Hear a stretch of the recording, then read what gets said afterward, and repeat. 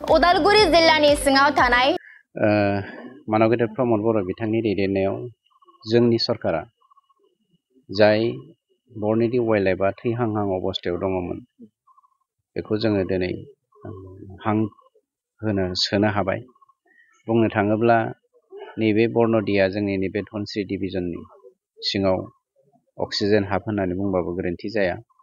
बेयाव थानाय जिब जुनारा खोब सान्थियै दिनै थानो हादों। बिफां लाइफाङा सेभ जादों। बेवहाय मैदेरनि माखासे कनफ्लिक्ट दङमोन, बेखौ जों फोजोबनो हाबाय 3 किल'मिटार सलार फेन्सिं होनानै।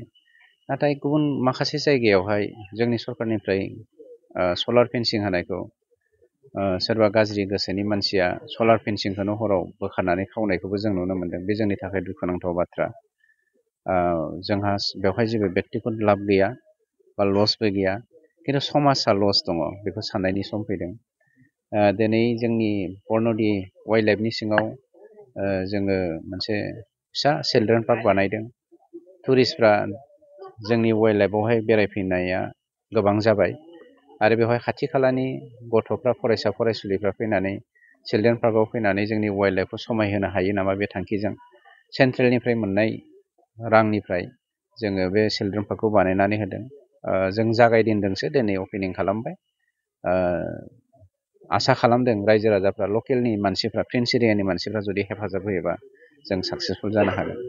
गोबां समाव नुनो मोन्दों मैदेर आरो मानसिनि जिथु कनफ्लिक्ट बेखौ होबथानो हाथाराखै होननानै गोबां बुंदों।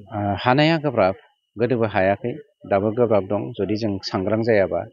मानो होनोब्ला सरकारनिफ्राय प्रजेक्ट लागासिनो दङ सलार फेन्सिं खालामनो।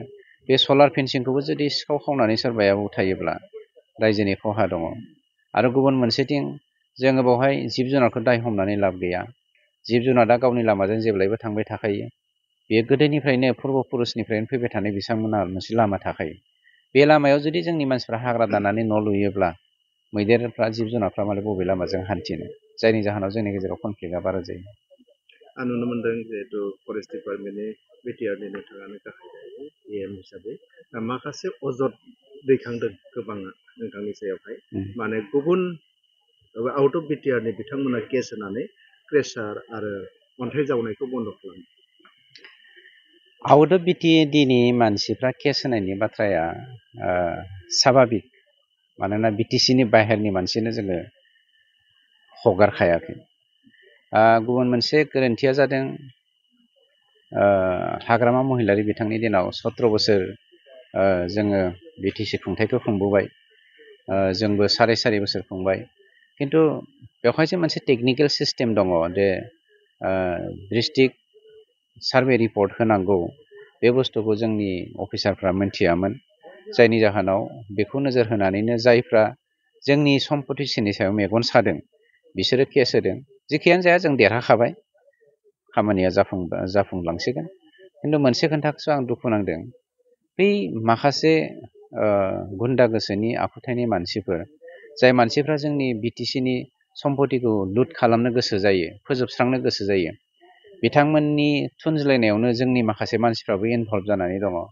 दुखुनांथाव बाथ्राया बेनो, जोंनियाव बेवहाय सानसेयाव 24 घन्टायाव फ्राय 72 लाख जोंनि रेभिनिउआ गोमालांगासिनो दङ, खावनानै लांगासिनो दङ। बेखौ प्रटेकसन होनो थाखाय डिपार्टमेन्टेलिल' नाजाबा जानाय नङा। जों गासैबो समाजानो खौसे जानांगोन। नोंथांमोननि मिडियाया सांग्रां जानांगोन। सोर बुंनाय सोर बुङा बे गेदेर खोन्था नङा। मा मावदों मा मावाखै, माबोरै प्रटेकसन होगोन, बेसो जोंनि गेदेर खोन्था। बे जिथु बन्द' जाना थानाय क'रि आरो क्रेसार बेखौ अलरेडि जोङो बेखौ डिपार्टमेन्टेलि साबमिट होबाय दिसपुरावहाय। बावैसोनो बियो स्टार्ट जासिगोन। नियम बायदि हाखाया रावबो, खिन्थु जोंहा मोनसे टेकनिकेल प्रब्लेम जादों, बेखौ जों साक्सेसफुल खालामबाय।